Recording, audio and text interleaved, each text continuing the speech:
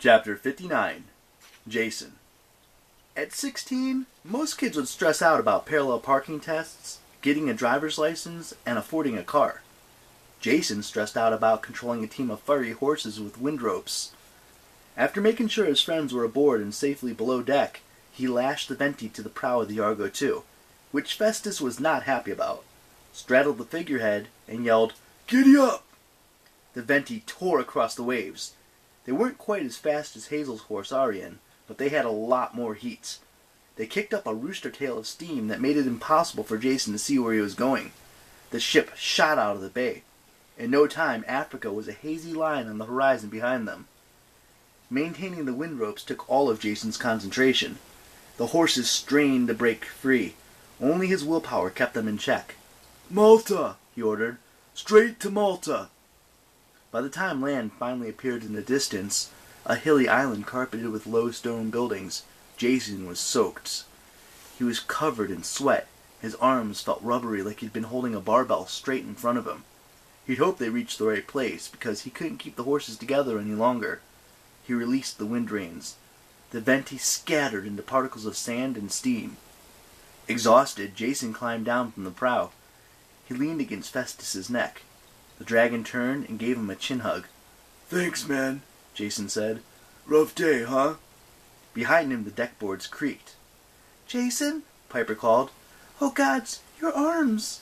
He hadn't noticed, but his skin was dotted with blisters. Piper unwrapped a square of ambrosia. "Here, eat this." He chewed. His mouth was filled with the fresh taste of brownies, his favorite treat from the bakeries in New Rome. The blisters faded on his arms. His strength returned, but the brownie ambrosia tasted more bitter than usual, as if it somehow knew that Jason was turning his back on Camp Jupiter. It was no longer the taste of home. "Thanks, Pipes," he muttered. "How long was I?" "About 6 hours." Wow, Jason thought. No wonder he felt sore and hungry. "The others?" "All fine. Tired of being cooped up. Should I tell them it's safe to come above deck?" Jason licked his dry lips. Despite the ambrosia, he felt shaky. He didn't want the others to see him like this. "Give me a second," he said. "Catch my breath." Piper leaned next to him. In her green tank top, her beige shorts, and her hiking boots, she looked like she was ready to climb a mountain, and then fight the army at the top. Her dagger was strapped to her back. Her cornucopia was slung over one shoulder. She'd taken to wearing the jagged bronze sword that she recovered from Zethes, the Boread, which was only slightly less intimidating than an assault rifle. During their time at Auster's palace, Jason had watched Piper and Hazel spend hours sword fighting, something Piper had never been interested in before. Since her encounter with Keone, Piper seemed more wired, tensed up inside, like a primed catapult, as if she was determined never to be caught off her guard again. Jason understood the feeling, but he worried she was being too hard on herself.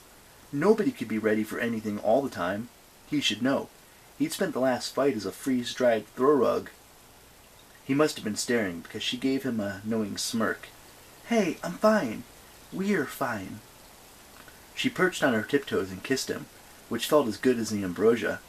Her eyes were flecked with so many colors, Jason could have stared into them all day, studying the changing patterns, the way people watch the northern lights. "I'm lucky to have you." "Yeah, you are." She pushed his chest gently. "Now, how do we get this ship to the docks?" Jason frowned across the water.